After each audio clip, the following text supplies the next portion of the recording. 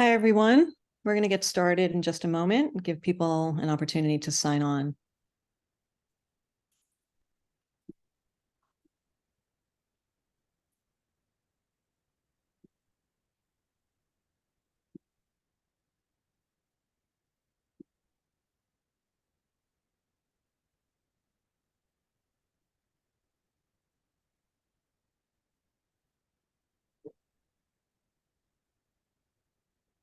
Hi, everyone. Welcome to our webinar, Methods to Reduce Risk of Recurrence, Fertility Concerns, and Emotional Impact of Breast Cancer.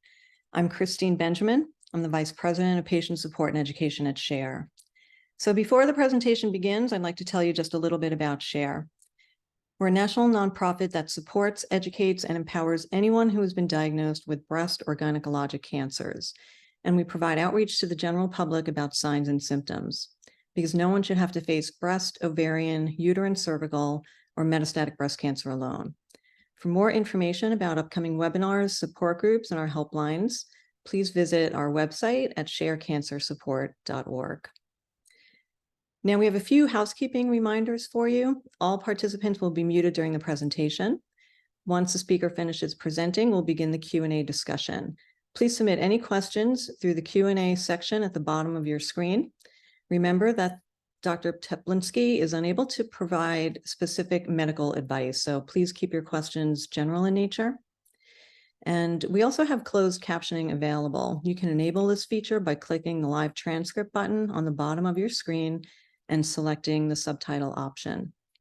The webinar is being recorded, and we will share the recording in a few weeks with all of you and with anyone that is registered, and it'll also be posted on the SHARE website.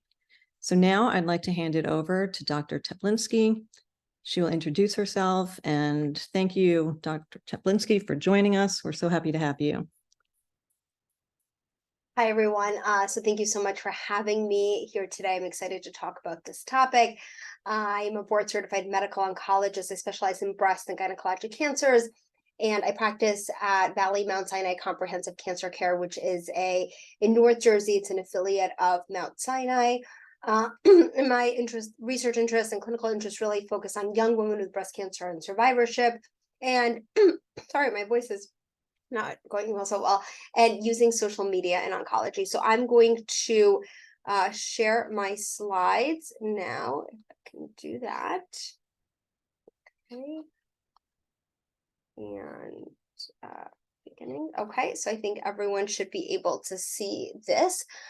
So what I'm going to talk about today is ways that we can reduce our risk of recurrence. And this is primarily focused on ovarian suppression in premenopausal women, but there are other ways, such as lifestyle habits, that we can certainly talk about at a later time to also reduce risk of recurrence, fertility concerns, and the emotional impact of breast cancer. So it's a lot to get through. We're going to do my very best to get through all of it, but please certainly put questions in the chat, and we can try to get to as many of them as we can at the end. So these are my disclosures.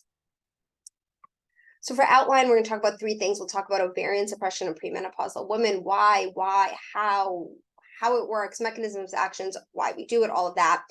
Fertility considerations in breast cancer, so safety of fertility preservation, which comes up a lot. Pregnancy after breast cancer, we'll talk about the positive study, which is very frequently asked question. And then we'll talk a little bit about mental health impacts and fear of recurrence and some ways to help manage that. So let's talk first about hormone receptor positive premenopausal breast cancer.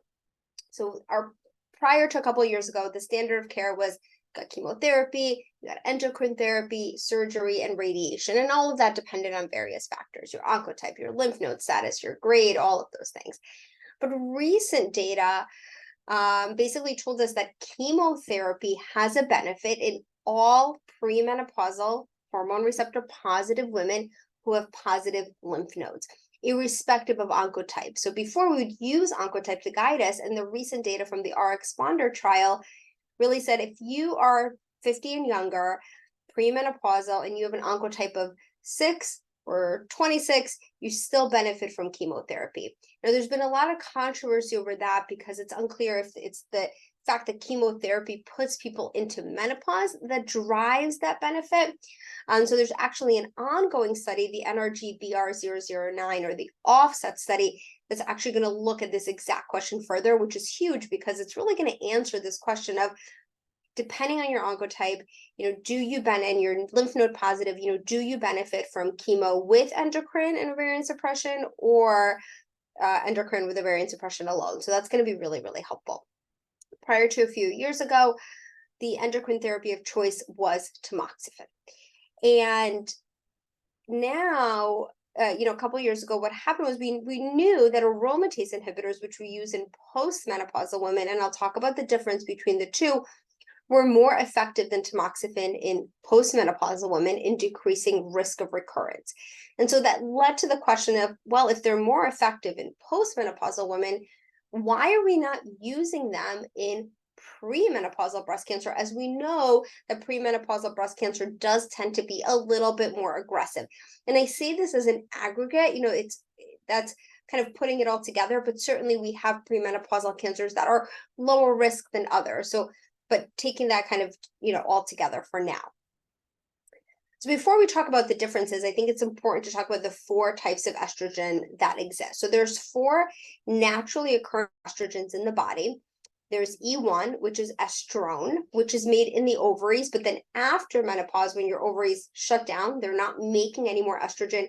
Your adrenal glands, which sit above the kidney, and your adipose, or your fatty tissue, make estrone. So if you're postmenopausal, your estrogen is really in that form of estrone.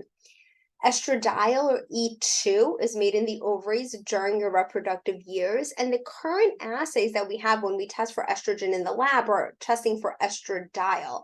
So if you're postmenopausal, if you're going through ovarian suppression, we want that estradiol level to be less than 10 or less than 5, depending on how your lab measures it, because that tells us your ovaries are not making any estrogen. It doesn't speak to the estrogen that's coming from the adrenal glands or the adipose tissue.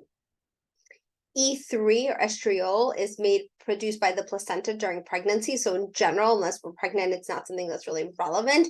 And then estetrol, or E4, is produced by the fetus during pregnancy. So again, E1 and E2 are the big ones we're thinking about. And then you have estrogen made outside the body. So these are your synthetic estrogens. This is stuff that you see in birth control pills or hormone replacement therapy. Phytoestrogens made in plants like soybeans. So these are good estrogens. So phytoestrogens, like eating tofu or miso soup or edamame, that's actually good for you. You just want to stay away from the processed soy, because then that kind of gets rid of the benefit. Then you have what's called xenoestrogens. These are pollutants from man-made products that act as endocrine disrupting agents. So these are like parabens and makeup. And this is a really controversial topic. There's some people that are, really don't believe that these are carcinogenic, and other people 100% believe that they're carcinogenic. So this is kind of still up in the air in terms of what you should be doing in terms of, clean products, clean beauty, things like that. There's also comes into place like using plastics and microwaving and all those sort of things. Okay, so now talking about tamoxifen versus aromatase inhibitor. So I think what helps me when I try to discuss this with patients is really breaking it down into, how do these different drugs work? Because I think where is a common question that comes up is, why do you need to be menopausal to take an aromatase inhibitor? And so here is the big difference between the two. And you guys will have these slides so you can kind of, take time and go through them. But the bottom line is, the aromatase inhibitors, the way that they work is they inhibit the enzyme aromatase. And the aromatase is what makes estrogen. But it's not found in the ovaries. So it's only found in your peripheral tissues, in your fat, in the adrenal glands, also in the liver and muscle, brain. So it doesn't work in the ovaries. So if you take an aromatase inhibitor, I'm going to go back for a second, it's going to get rid of estrone, which remember is a peripheral estrogen, but it's not going to touch the estradiol. So if you're premenopausal and someone puts you on an aromatase inhibitor, that's getting rid of estrone, but it's not going to touch the estradiol. So it's really not doing anything at all. And in fact, the body's going to sense, wait a second, there's an imbalance in the estrogen level, and it'll actually tell the ovaries to make more estrogen. So that's why aromatase inhibitors only work when your ovaries are no longer working. Tamoxifen is very different because what it does is it doesn't get rid of the estrogen in the body. It doesn't touch those levels at all, generally speaking, but it doesn't allow the estrogen that's in the body to go to the breast cancer cell here, which you can see on the bottom, and bind to the estrogen receptor. So it kind of sits as a gate here. It's a gatekeeper. So the estrogen that's in the body can't bind to the estrogen receptor. The breast cancer cell doesn't get the food that it needs, and it dies. And again, that's a very simple way of thinking about it, but that's the difference between why tamoxifen is either for pre or for postmenopausal. Aromatase inhibitors are only for postmenopausal. So I'm just going to go over this one more time. So using aromatase inhibitors alone in premenopausal women, again, is going to reduce that estrone production, but not estradiol production. So again, we're not blocking the estrogen like we think we are. And it actually, again, will tell your body, hey, wait a second, there's an imbalance, make more estradiol, because the body always wants to maintain homeostasis. Thus, in order to take the aromatase inhibitor, which we know is a little bit more effective, we want to shut down the ovaries. And that's your ovarian function suppression. Now, that can be done by really two different ways. One is oophorectomy, which is surgical removal of the ovaries, or LHRH agonists, and I'll talk about what those are in a second. They used to talk about ovarian radiation, but honestly, we do not routinely do that. I've never had a patient who had ovarian radiation. All right, so complicated picture here, but I want to show you what these LHRH agonists are. So these are your Lupron, Zoladex, Triptorelin. Those are the drugs. When we talk about people being on Lupron or Zoladex, they're taking these LHRH agonists. So what are these drugs? So at the top here is your hypothalamus. So this is your brain. Hypothalamus is a part of your brain, and it secretes GnRH, which is gonadotropin releasing hormone. LHRH agonists are sometimes also called GnRH agonists, so they're kind of interchangeable. This hormone tells your pituitary gland to make LH and FSH, which then stimulate either your testes or your ovaries to make, in this case, estrogen and progesterone. So what LHRH agonists do is they basically tell your body to make more LH and FSH. So they kind of act right here. They say, hey, pituitary, make more of these hormones. And then that tells the ovary, hey, make more estrogen. What happens is you give it initially, and initially, yes, the body makes a little bit more estrogen, but then it goes, wait a second, we made too much. So it then has like a negative feedback mechanism to come all the way up to the brain and say, shut it down. There's too much estrogen going on in the body. Shut it down. We don't need any more. And that leads to inhibition of ovarian function and a fall in your estrogen levels. So that's why when someone starts taking Lupron or Zoladex for that first time, they actually get a little bit more hormones. There's no harm in that, but that's actually why some people will get a period right away. They'll get a really heavy bleed just for that first cycle, because again, you're getting a little bit extra hormones. And then that next month, you get cessation or inhibition of ovarian function. So as long as you're taking the Lupron or the Zoladex continuously, it'll continue. Your ovaries aren't going to do anything. It's like a temporary, essentially shutdown of the ovaries, but it's temporary. So when you pull it off, your ovaries wake up. Now, it takes a little bit of time. So if you miss one dose of Lupron, like it's usually fine. It takes a couple of weeks, if not longer, for the body to kind of wake up from that, but we do want to take it continuously and try not to miss doses if possible. So knowing all that, let's talk about the text and soft trials. So these trials were designed to look at this very question of ovarian suppression. Again, coming back to is, should we be giving aromatase inhibitors and thus ovarian suppression to our premenopausal women? Does it improve outcomes? Are people living longer? And that's the crux of it. So these were two studies. I'm not going to go into them in too much detail, but to tell you that they basically were designed to look at different premenopausal populations and test different combinations. Tamoxifen alone, tamoxifen with ovarian suppression, and an aromatase inhibitor, exemestane, with ovarian suppression. And the reason that they tested tamoxifen with ovarian suppression is, if you think about it, remember what I said, tamoxifen takes the estrogen that's already in the body and doesn't allow it to bind to the estrogen receptor. Well, if there's less estrogen in the body, because we've shut down the ovaries, there's kind of less estrogen for the tamoxifen to work with. And that may help tamoxifen be a little bit more effective. So these are all the combinations that they tested. So what do we know? The results from Text and Soft, honestly, I could talk for an hour about them, but I'm going to share with you the most recent update, which is a 12-year follow-up. So they followed these patients now on average for about 12 years. So that's a pretty significant number or length of time. And the bottom line, and again, you'll have the slide so you can go through the numbers, but ovarian suppression improves survival. So when they took the entire group, the addition of ovarian suppression improved survival by about 2.6%, so about 3%. So that's not a huge number, but we're going to break it down and look at the different subtypes. And what's interesting is that there's not as big of a difference between tamoxifen with ovarian suppression and exemestane with ovarian suppression, but there's a big difference when you compare it to tamoxifen alone.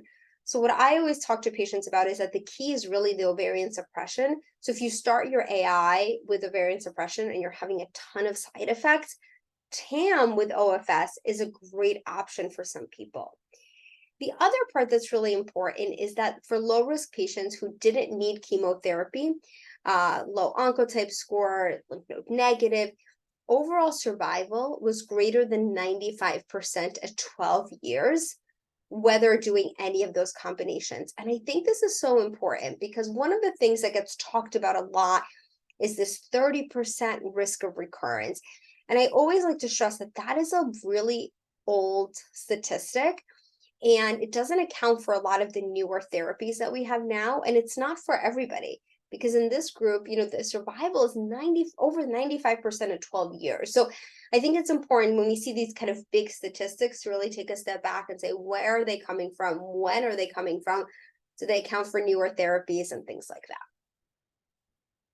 All right, so I want to break it down into more detail. And the point of this, it's a complicated graph, but just to show you that the difference in the benefit with ovarian suppression really depends on certain variables. So for example, the 3 that I have put in a box here, for people who got neoadjuvant chemotherapy, the benefit in survival in adding ovarian suppression is almost 15% compared to tamoxifen alone. Okay, now it's a small number, but it just gives you a clear benefit.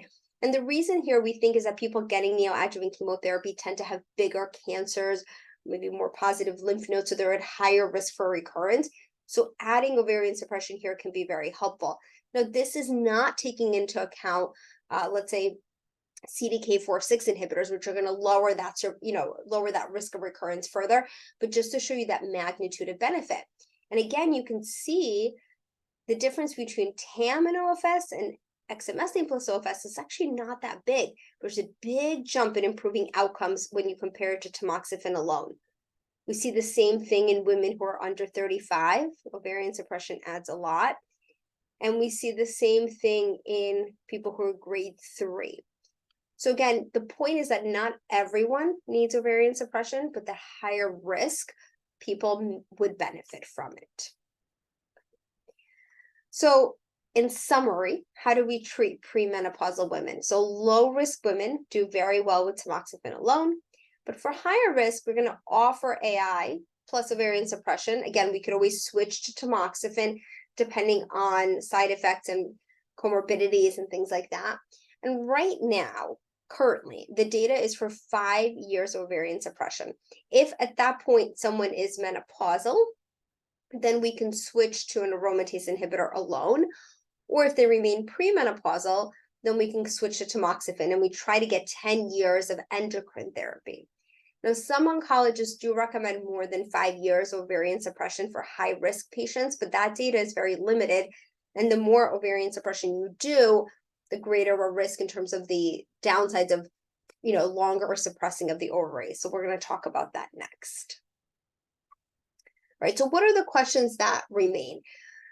We know that in the SOFT trial, about 82% of women used Lupron or Zoladex or triptorelin. They use an LHRH agonist as their form of ovarian suppression. So most people did not get their ovaries removed, but some of them had a higher estradiol level. So Are they getting some sort of breakthrough ovarian function? What does that mean? Does that negatively impact outcomes? Right now, we don't routinely monitor estrogen levels, so we'll do it in the beginning to make sure that someone is fully suppressed with the Lupron or Zoladex, and then we'll do it only if someone has any bleeding or any symptoms, but we don't routinely monitor it, so we don't really know what to do with, does that have any clinical impact? And then how do we manage that if someone is having breakthrough, if they're having a period, or if they're having these high estrogen levels periodically? Do we switch to either a higher dose, higher frequency? Do we switch drugs from Lupron to Zoladex? Do we take their ovaries out? So these are a lot of the questions that really still remain about what we should be doing. And again, also how long we should be doing it for. So I want to touch on this a little bit. This is a question that comes up a lot. Should I just get my ovaries out, or should I come, monthly or every 3 months for the injection?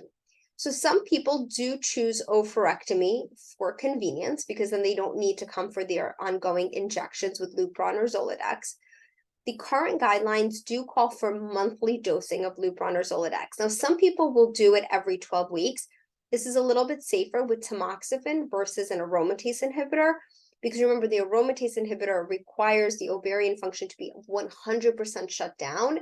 And so we kind of get nervous that, is 12 weeks and is injections every 12 weeks, does that 100% suppress ovarian function? So that's where we tend to prefer their every 4 weeks.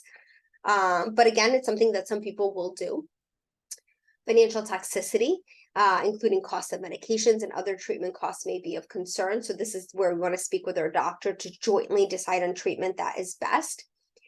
For people who have genetic mutations, like a BRCA mutation, then oophorectomy is a preferred approach, again, depending on their age. And then I think the other part to remember is, so it's 5 years of ovarian suppression. So let's say someone is 35, and at 5 years, they would be 40, and they would regain ovarian function. We try not to take their ovaries out, because regaining ovarian function and then keeping them on tamoxifen kind of may reduce some of those risks that are attributable to premature menopause.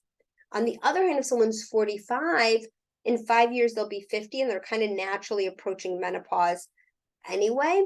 So that's why we don't really consider oophorectomy for people younger than 45, again, unless they have a genetic predisposition or there are other specific factors. It's an important point that a small but significant proportion of women experience a lot of symptoms, and they choose to stop ovarian suppression. They experience hot flashes, mood changes, vaginal dryness, sexual dysfunction, joint pain, on it goes. And these can be very problematic and very impactful on quality of life. And rates of non-adherence to ovarian suppression are as high as 20% in the 4th year. So basically 1 out of every 5 women discontinue the medication. And that's, I will say, it's not because people are trying so hard. I see this in my patients. They are pushing through all of the side effects to try to stay on, and sometimes it's just unbearable. And I think in that case, it's okay. I mean, I think it's a quality of life, and it's a discussion with your doctor about what makes sense for you. There's a lot of ways that we can try to manage some of the symptoms, but it's just not right for everybody.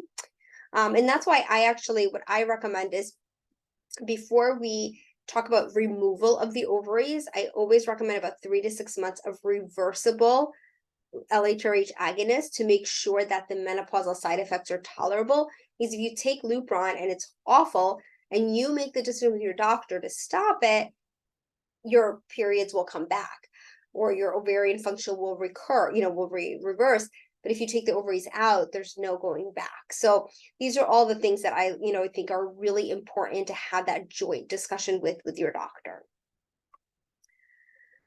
And before we move on to the fertility concerns, I want to just talk about that. How do we reconcile that long-term toxicity with, of oophorectomy with breast cancer treatment? So we know, based on data, that now this is in a non-cancer population, but people who get their ovaries out before the age of 45 do have worse health outcomes compared to people who get them out after 45. So people who underwent oophorectomy before age 46 had higher risks of depression, high cholesterol, cardiac arrhythmias, coronary artery disease, and osteoporosis, among other things. And so, these are discussions. And in general, we don't want to overtreat women. So we don't want to offer ovarian suppression if there's no benefit, but we do also need to balance it with how can it reduce your risk of breast cancer recurrence? And so it's really a risk-benefit conversation. So let's talk a little bit about fertility. As we all know, fertility concerns are a major factor in endocrine therapy decisions. The Young Women's Breast Cancer Study told us that a third of women ages 40 and younger told us that fertility concerns affected their decision about endocrine therapy, whether they chose to do something or not take a medication because of their fertility concerns. So fertility preservation at the time of a cancer diagnosis, this absolutely needs to be discussed before we start any sort of treatment that can impact your ovarian function or considering surgery. All patients of reproductive age with a newly diagnosed cancer and fertility concerns should have referrals to meet with reproductive endocrinologists and infertility specialists. And it's important that these conversations take place as early as possible because fertility preservation takes time and it can delay initiation of cancer-directed therapy. For the most part, and I never speak in absolutes, but for the most part, we always have time in breast cancer to do fertility preservation before starting treatment. And I think that's important. I sometimes see people who are obviously really nervous and they just want to get started with their treatment and they end up foregoing fertility preservation, but it's something that they did really want to do. So talk to your doctor about timing, and getting in right away is important because, again, we want to move through that process as quickly as possible. We do know that fertility preservation is safe. There have been a number of studies. I'm going to highlight one here, which is a Swedish study. And they found that actually people who underwent fertility preservation at the time of a breast cancer diagnosis had a higher rate of post-diagnosis live births without any impact on survival. So they were able to have children, have higher incidence of having children compared to those who did not have fertility preservation, but it did not impact their outcomes from breast cancer at all, which is really, really important. Fertility preservation, with or without hormonal stimulation has no impact on relapse or cancer-specific survival. So that's a really important point. It's not impacted by lymph node status, estrogen receptor status, or tumor size. So people should feel comfortable following what the reproductive endocrinologist recommends to stimulate the ovaries to try to get the eggs. It's not going to impact breast cancer outcomes. Now, what about fertility and pregnancy after breast cancer? So you've gone through your treatment, you now are ready to start thinking about having a child. So guidelines vary on how long to wait after completing breast cancer treatments. Now, this is not talking about if you're on tamoxifen or an aromatase inhibitor and you have to stop it. We'll talk about that in a second. This is when you're done with all of your treatment. Maybe it's a triple negative breast cancer, or you finished 5 years of endocrine therapy, that kind of situation.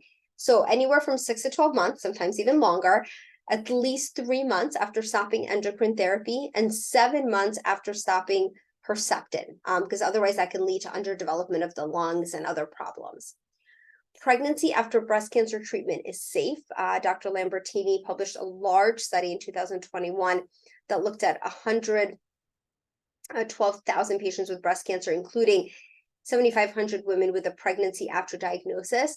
And pregnancy after breast cancer does not impact breast cancer survival. So this is a really, really important point. Now let's talk about the positive study. So the positive study looked at, let's say you have someone who's been on tamoxifen or an aromatase inhibitor for a year and a half, and they want to interrupt their therapy to attempt pregnancy. So this study asked that specific question: is it safe to do that? Is it safe to stop the medications and attempt pregnancy?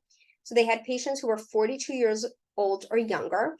They had to have been on endocrine therapy for at least 18 months, but not more than 30 months, so about a year and a half to 2.5 years, for stage 1 to 3 breast cancer, although the majority of patients on this study were stage 1 and stage 2. And they had up to 2 years to attempt pregnancy, conceive, deliver, breastfeed, and including a 3-year, this is 3-year, but this is a 3-month washout period from endocrine therapy. And if no pregnancy by 1 year, then fertility assessment was strongly recommended. And then after they had the baby or attempted conception, then they wanted them to resume endocrine therapy to complete the planned 5 to 10 years. So what were the results? So they had about 516 patients enrolled. The average age was 37. 75% of them had no prior births. And again, like I said, majority, almost 94%, had stage 1 to 2 disease. In terms of what endocrine therapy they were on, it was a combination of tamoxifen with OFS, AI plus OFS, and they followed these women for about 3 years and 5 months on average. They had 365 babies that were born. And you can see the numbers. 317 women had at least one live birth. There were singletons and then 15 pair of twins. And what they did was they looked at recurrence of breast cancer, and they compared it to another study of patients who would have been eligible for this study, so kind of an external control. And the 3-year incidence of breast cancer events was 8.9% in this study, compared to 9.2% in that control group. So it told us that short-term benefit did not show an increase in recurrence. So the short term is safe. And it doesn't mean that there is no risk of recurrence. It just means that interrupting endocrine therapy in the short term did not have an increase in adverse outcomes. Now, we don't have long-term data yet, so that is a big limitation and a big caveat. In terms of pregnancy outcomes, about 11% of women had pregnancy complications, most commonly high blood pressure, diabetes, and preeclampsia. 8% of babies had low birth weight and 2% had birth defects, but none of that was higher than would have been expected. And about 73% of them had resumed endocrine therapy at some point after they stopped it. So the conclusion of the study was that temporary interruption of endocrine therapy to attempt pregnancy does not confer a greater short-term risk of breast cancer events, but we need long-term safety. So how I counsel my patients is I go through this data with them, and I tell them that in the short run, based on what we know right now, this is a safe approach, but I cannot tell you that you will not have a recurrence, and I cannot tell you anything about your long-term risk. So this is all ongoing still. And then just to show you, they've had studies looking at reproductive and fetal outcomes of patients with pregnancy after breast cancer. And while patients with breast cancer did have a higher risk of C-section, increased risk of low birth weight, preterm birth, and smaller babies, this is in a different study, not the positive study, there was no increased risk in congenital abnormalities compared with the general population. And this is really important because, obviously people are concerned that the chemotherapy, that the drugs they got impact, increase congenital abnormalities. And this study tells us that there was no increase. So I think that's a really, really important point to share. In terms of maternal outcomes, so interestingly, in that large analysis I told you by Dr. Lambertini, patients who had a post-treatment pregnancy, so again, these aren't people who interrupted their treatment, these people finished their treatment. Patients with a post-treatment pregnancy actually had a slightly better breast cancer outcome compared to patients who didn't have a subsequent pregnancy. And so that's really important because I think, again, it just reassures us that pregnancy after breast cancer is safe. And if that's something that people want to pursue, we should feel comfortable with the data that is currently out there. And before we wrap up, I just want to briefly touch on the emotional impact of treatment and managing fear of recurrence. And this is a whole talk on its own. But I want to stress here that anxiety, fear, depression are super prevalent and starting at the time of cancer diagnosis. And it kind of ebbs and flows. And with certain side effects from treatment at different points in the treatment cycle, these symptoms, again, can go up and down. But there still remains a big stigma in talking about and addressing mental health.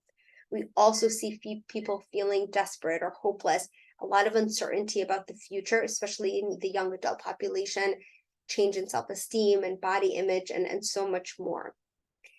As I said, symptoms occur at different points at the time of diagnosis, during treatment, after treatment is a big one, kind of when you're finished at the end of active treatment. There's a lot of stress and distress during this follow-up and surveillance period, survivorship, that fear of recurrence, grief and loss, guilt. I mean, there's a lot of points where the symptoms can occur. And I just want to put this here. These are, kind of both physical and mental symptoms or responses that people can experience either at the time of diagnosis or anywhere along or after the treatment course. And I'm sure that if you are a survivor or thriver and you're looking at this list, you probably can identify at least one or two of the symptoms, because everyone does experience them. And I will say too, sometimes people don't always have the mental health symptoms, right? So they may not have the anxiety and the depression, but they may feel tired. I see this a lot. I see people come in and they're like, I'm not sleeping, I'm feeling fatigued. All the blood workup is negative, all their labs are perfect. And a lot of that actually has to do, that's the mental, kind of the physical manifestation of those mental health impacts. So those are important points that we want to always keep in mind. There's a lot of risk factors that predispose to mental health concerns during treatment. A lot of it has to do with either a personal or family history of anxiety or depression, history of trauma, communication barriers, cognitive impairment, financial concerns, other stressful situations. There's a lot there, right? Not having a strong support system. So a lot of things can kind of make those mental health impacts even worse or more prominent. Symptoms of depression, as I said, they can often be unrecognized. And again, we always think about, okay, someone's feeling sad or they just feel down, but there's so many other things, and weight loss, changes in appetite, trouble sleeping, sleeping too much, feeling guilty. I mean, there's all these things on this list that can be very common symptoms of depression. And this slide there's a lot here, but these are some of the ways to manage it. Now, there's obviously a lot of great medications that can help, and that's a good option for many people, but some people it's not, or they don't want to take additional medications. At the top of my list for symptom management is always therapy. I think that there's so much value in seeing a therapist, and there's different opportunities. There's virtual, there's in person. If you're in the New York or New Jersey area, Cancer Care offers free virtual counseling, so that's a great place to start. It's also free, which is really nice. And then these are some other ways, mind body kind of relaxation techniques, meditation, journaling, deep breathing, exercise, limiting alcohol use, maintaining routine. And you can kind of see the list: support groups, prayer, guided imagery. So there's a lot of options, and there's a lot of help and opportunities available. I think this is an important point: how to find a therapist and what questions to ask. Therapists are nice. There is a big financial concern. You want to ask that question. Is it covered by my insurance? How many visits? If not, what is my out-of-pocket cost? You can find a therapist on these websites, so definitely screenshot this. This is a great place, some good resources.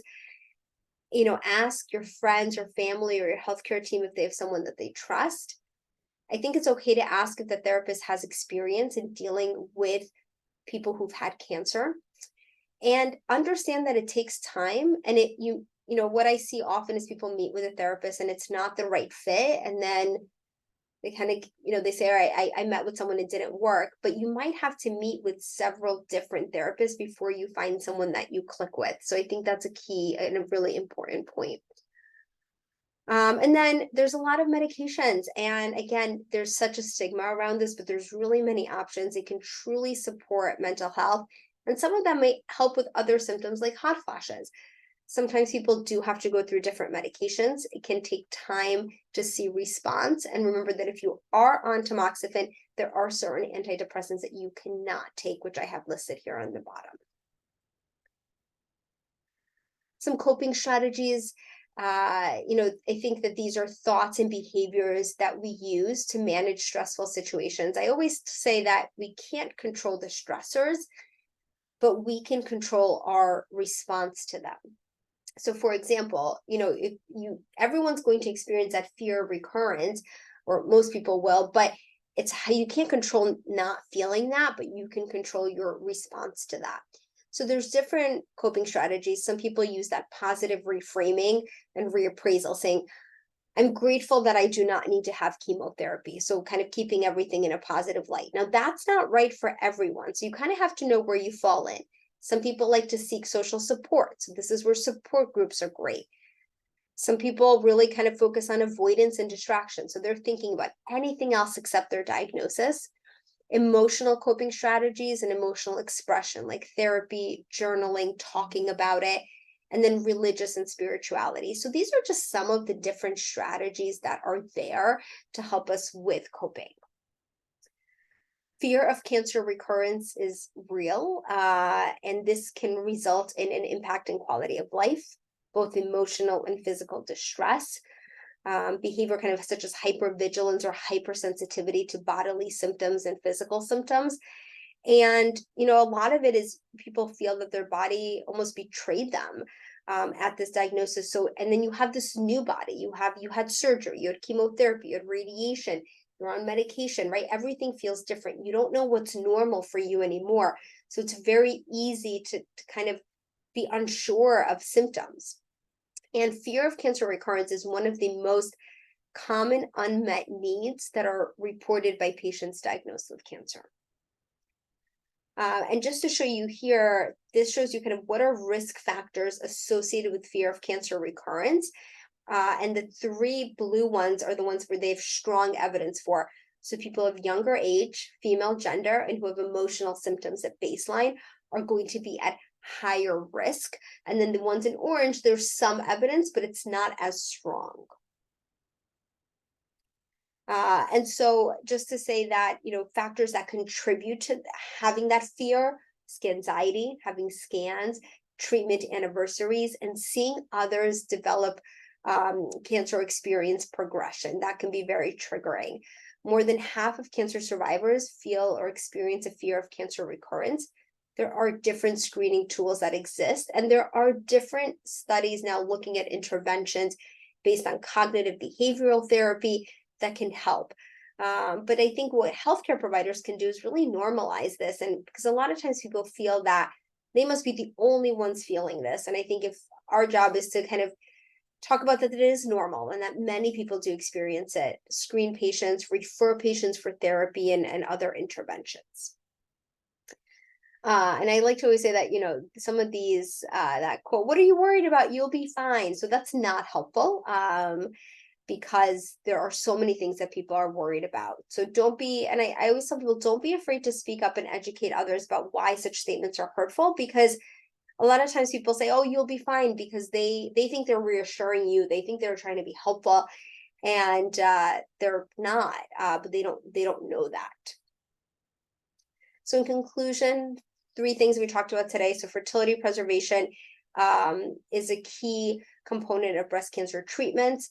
Actually, I'm sorry, I didn't put ovarian suppression on here. We talked about ovarian suppression and how that's important for reducing risk of recurrence.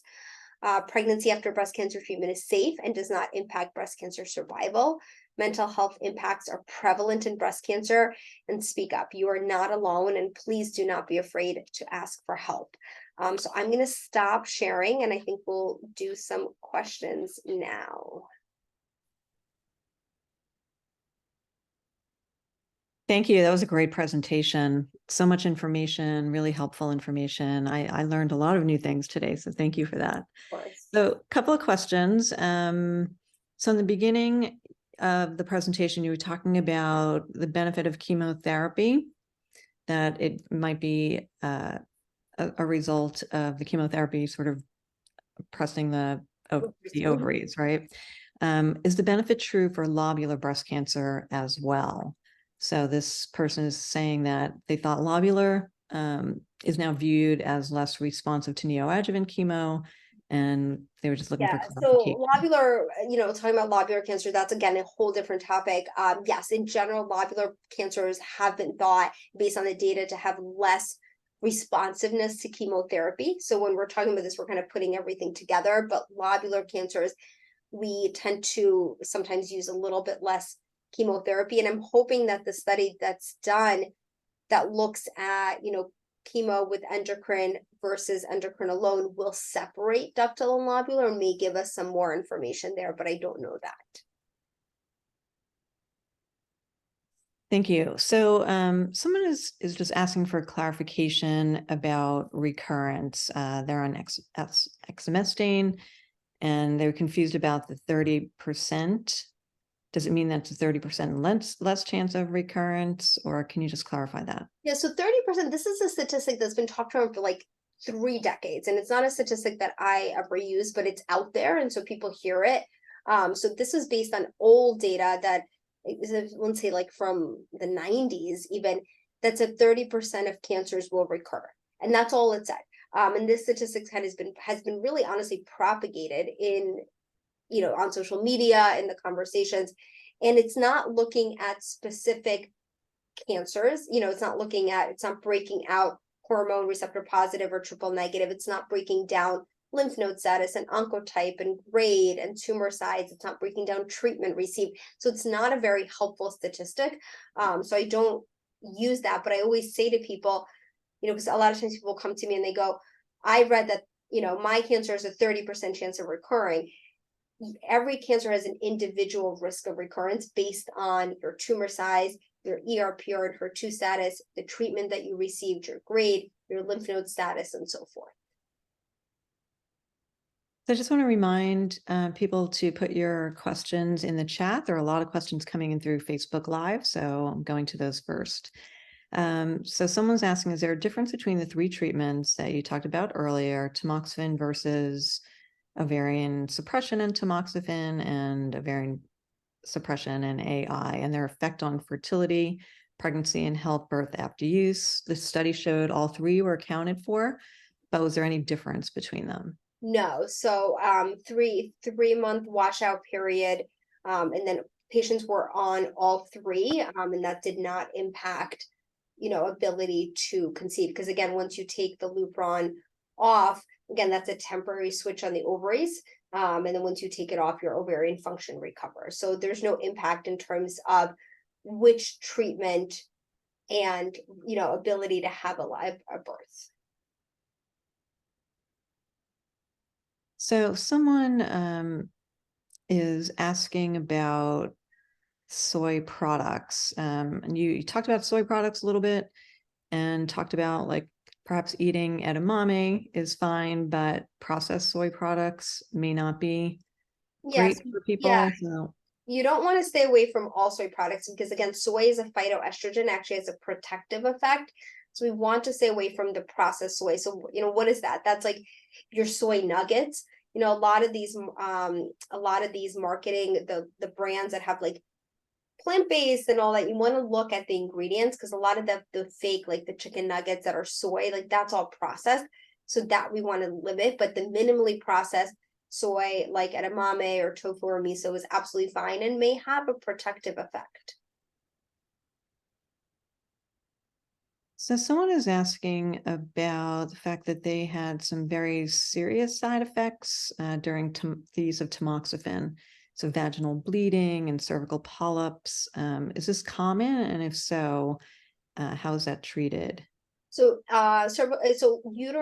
benign uterine thickening and uterine polyps are fairly common with tamoxifen. There is about a 1% risk of uterine cancer, but then a higher risk of the benign thickening and the uterine polyps. So that's something that, you'd have to talk to both your oncologist and gynecologist about in terms of management. That's very specific and nuanced for each patient. So having people who have polyps and benign thickening usually do not need to stop the tamoxifen unless sometimes they're having very heavy bleeding, and then there's things that can be done. But that, again, it's a very individual situation.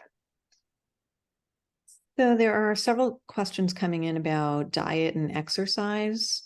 So maybe we'll just dive in there a little bit. So someone's asking, what type of exercise is best for reducing the risk of recurrence? And then how often and for how long of a duration should someone exercise? So exercise is great. Exercise is super beneficial in reducing risk of recurrence. And we want to do a combination of both cardio and strength training, because remember, a lot of times too, the treatment for breast cancer can impact your bone density. So weight bearing and strength training exercise can help with the bone building part of it. It also can help with, for example, if people have, let's say, neuropathy from chemotherapy, they may be at a higher risk for falls. So that flexibility and that endurance and that things like yoga can be helpful. So we want to do a mix of everything. About 150 minutes on average per week. We know more is better. But if you're not doing 150 minutes, start slow. It's okay if you're starting at, or if all you can do is 30 minutes a week. You start and you build up. I think what I see often is people can't do 150 minutes. Either they don't have time, or they're really, they're having a lot of pain or side effects from treatment and they can't get to 150. So it doesn't mean you shouldn't do anything. Something is always better than nothing, even if it's 5 minutes, even if it's taking an extra flight of stairs, but you work your way up. And you do want to do about some sort of strength training or weight bearing activity twice a week, working all of your major muscle groups. But again, so I think the key is how do you find these exercises, right? How do you start a routine? And I would talk to your cancer center if they have either a gym that they work with or trainers that they work with to kind of help you get started. So great advice, starting slow and kind of building up, right? And I heard people talk about sort of exercise snacks, right? So, get up and walk around for a couple of minutes and start that way, and then build yourself up over time to, the recommended amount of time. Yeah, it doesn't have to be this all or nothing thing. It doesn't have to be, well, I don't have 45 minutes, so I'm not doing it. I think we all can find 5 to 10 minutes in our day, even if it's, I'm going to refill my water bottle and I'm going to take an extra walk around my house or around my office before I come back to my desk. Little things like that add up. So it doesn't have to be super high intensity to start with, but we do want to work up to more movement. Things that get our heart rate up a little bit is important. Mm-hmm. So lots of questions about diet. So one question, would changing my diet to plant-based or vegetarian decrease the possibility of recurrence? There's a lot of thought about this. I will say the data, like the published data, is kind of all over the place. It's really hard to do diet studies, I'll tell you, because the way that diet studies are done, they often ask people to recall like what they ate a year ago or what they ate 3 times in the last year. So there's a lot of bias. It's not super accurate. So that's a big kind of concern. What we do know is that ultra processed foods, processed meats like bacon, deli meat, sausages are carcinogenic. So we want to limit those. I don't tell people to eliminate them if they really enjoy them and want to eat them, but we want to get away from, let's say, eating, a ham sandwich every day for lunch, for example. So incorporating more plants is really great, limiting processed and limiting ultra processed foods. Those are the foods where you don't recognize most of the ingredients on the box. There's a lot of those are kind of not in the periphery of the grocery store, but in the aisles. So you don't have to be vegan. You don't have to be 100% plant-based, but I think being plant forward, incorporating more plants is really great. It also helps with other things. One of the things that we didn't talk about is the impact of breast cancer treatments on heart disease, and that's a big focus. And so exercise and eating more plants also helps with your cholesterol, and it helps with diabetes, and it helps with your blood pressure. So it has other benefits aside from just breast cancer. And so, of course, people are asking about sugar, that, people read a lot about or think that cancer cells are fueled by sugar. And, is this valid? Should we try to avoid sugar altogether? What's your take on that? So a lot of this comes from when people get PET scans to look for breast cancer. They inject a molecule called 18-FDG, which is basically sugar, and it goes to the areas of your cancer, right? So that's naturally we think, okay, here's the sugar molecule. It's going to the areas of my cancer. I should avoid sugar. But here's the thing, your body will make glucose, which is sugar, whether you eat it or not. So you can't avoid sugar altogether. Everything has glucose, and if we don't eat it, our body will make it. But where we can limit is in the processed and refined sugars, right? So the cookies and the cakes and the candy. Complex carbohydrates like sweet potatoes or bananas and things like that, those are great for us. Again, obviously, if you have diabetes, maybe you're not eating a ton of bananas, but just kind of speaking generally. So those are good for us. We want it's more of the processed sugar that we do want to limit, but you can't eliminate sugar altogether. And then one question about exercise. So someone developed osteoporosis from chemotherapy and an AI, and should they be doing certain exercises for that, or what any particular exercises they should be doing for osteoporosis in the lumbar spine, the back? Yeah, so I think this is where really individual, either working with a trainer, if that's something that's an option for you, or if you have an endocrinologist who's managing your osteoporosis, talking to them about specific exercises. A lot of it too depends on the extent of osteoporosis in the spine. So that's kind of more nuanced, but definitely strength training and weight bearing is important to try to build bone. But in terms of specific exercises, that's where, individual treatment can be helpful. And physical therapy is a great option as well, and one that's not offered enough. And they can really also work with you based on side effects and comorbidities to come up with a plan that is going to help you. So one last question here. Just in terms of recurrence in general, if the cancer is at a higher stage, like a 3 or a 3A, does that mean that there's a higher chance of recurrence? So this depends. Not all stage 3 cancers are the same. And so when we think about recurrence, everyone's going to have kind of their own risk of recurrence. And keep in mind that these are based on statistics and numbers, and people are not statistics. So everyone is different. But when we think about how do we estimate someone's risk of recurrence? So it's based on size, lymph node status, grade, ER/PR, HER2, the treatment received. That makes a big difference.